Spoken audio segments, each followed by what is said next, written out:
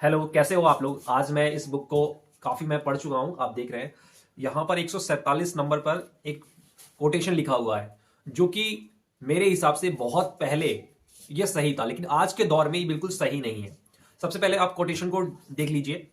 When ever you need advice, whenever you need advice, go to a person who is successful. पहली line में ही दिक्कत है मुझे। Because around you are a lot of people who give advice freely.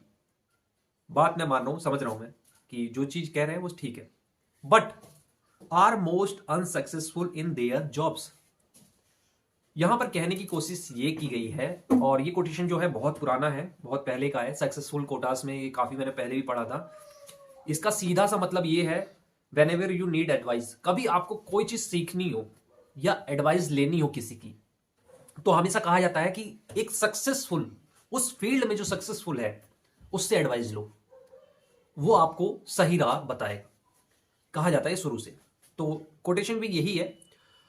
वरना क्या होगा कि आपके आसपास आप कोई भी चीज पूछेंगे आज के दौर में, तो आपको फ्री में एडवाइस बहुत सारी मिल जाएगी। रिक्शे वाला या अनसक्सेसफुल आदमी या कोई भी एक्स वाई जेड, जिसको उस फील्ड की पूरी तरह से नॉलेज होगी या नहीं होगी ये जानने की जरूरत नहीं है, हर कोई एडवाइस दे देगा।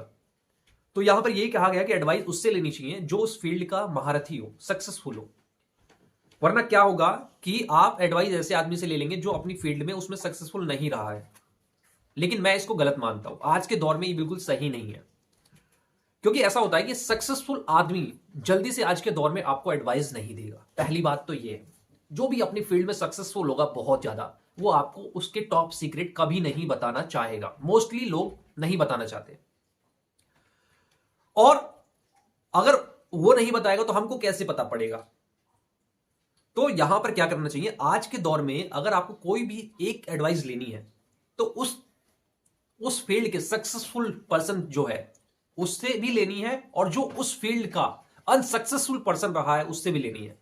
यानी कि कुल मिला के दो चार लोगों से लेनी है, फिर उसका निष्कर्ष निकालना है कि सही क्या है। जो उस फील्ड का अनसक्सेसफुल आदमी होगा, जैसे आईएएस की कोई तैयारी कर रहा है, उसने 3 साल 4 साल काफी सारे एग्जाम भी दिए हैं, बहुत अच्छा कोचिंग भी करी है, 2 4 जगह जाके कोचिंग करी है, उसने सेल्फ स्टडी भी करी है, और वो अनसक्सेसफुल रहा।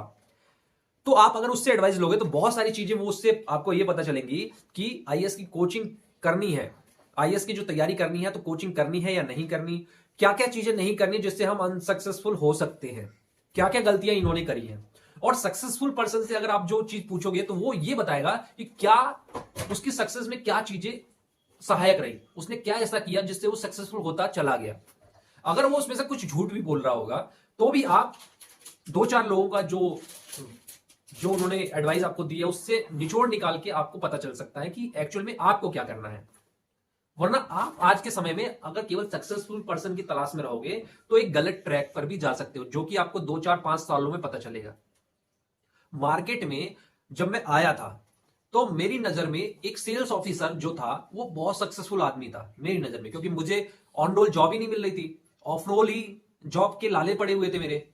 तो मेरे लिए तो एक 10 12 साल से जो काम कर रहा है फील्ड में, जिसने कई सारी कंपनी में काम किया है, सेल्स ऑफिसर है, मेरे लिए तो वही ज्यादा सक्सेसफुल है। लेकिन आज मैं जब सक्सेसफुल हो चुका हूं तो मेरी नजर में जो सेल्स ऑफिसर जिसको मैं सक्सेसफुल मानता था वो मेरे हिसाब से अनसक्सेसफुल था, और अनसक्सेसफुल भी नहीं था, बेकार था।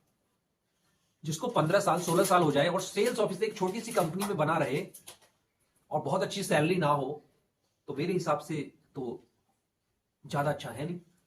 तो आपको पता नहीं है ना सक्सेसफुल कौन है, अनसक्सेसफुल कौन है। इसीलिए उस फील्ड के जो कीड़े हैं, चाहे वो सक्सेसफुल हो चाहे फेलियर हो, आपको कई लोगों से सलाह लेनी, कई लोगों से बातें उगलवानी है या जाननी है, फिर उनका आपको निचोड़ निकालना है आपको क्या निकल। जो इस फील्ड के अनसक्सेसफुल लोग थे उनसे भी मैंने दोस्ती करी, उनसे भी मुझे बहुत सारी सीखने को मिली। हालांकि वो डिमोटिवेशन बहुत करते थे, और जो सक्सेसफुल रहे इस फील्ड के उनसे भी मुझे बहुत कुछ जानने को मिला। हालांकि वो बताते नहीं थे, वो अपनी टिक्स नहीं बताते थे। अगर मैंने किसी से पूछा सर आपने ये टारगेट कैसे कर लिया, सर सर मैं अभी इसी कंपनी में आया हूं, आप कैसे करते थे आप मुझे बता दीजिए, उस बंदे ने मुझे कभी नहीं बताया। और ऐसे कई लोगों से मैंने बात करी, उनमें से किसी ने नहीं बताया कि टारगेट कैसे होता था। वो तो सीधा कह देंगे आप रिटेलर करते रहो, होलसेलर ज्यादा से ज्यादा मिलो, टारगेट हो जाएगा। पर ऐसा नहीं होता। मैं आपको बताता हूं ना, यहाँ पे बहुत सारी चीजें, हालांकि उसमें से कुछ लोग ऐसे भी थे जो सक्सेसफुल थे और अनसक्सेसफुल भी थे, कई सारे लोग, उन्होंने मुझे सही बातें ही बताई। लेकिन सही बात, उस समय तो मैं बिल्कुल जीरो था ना, तो कोई अगर सही बात बता रहा है तो भी मुझे कैसे पता चलेगा कि वो सही बोल रहा है? तो जब 10 लोगों से बात करेंगे, 5 सक्सेसफुल 5 अनसक्सेसफुल, तो सबकी बातों का जो निचोड़ निकल के एवरेज जो आएगा बातें, वो होती है सच्चाई, वो होती है सच्चाई। और उसको जब आप पकड़ के चलेंगे तो कम समय में आपको तरक्की मिलती है, कम समय में आप अपने गोल को पा लेते हैं। मेरा कहना ये था।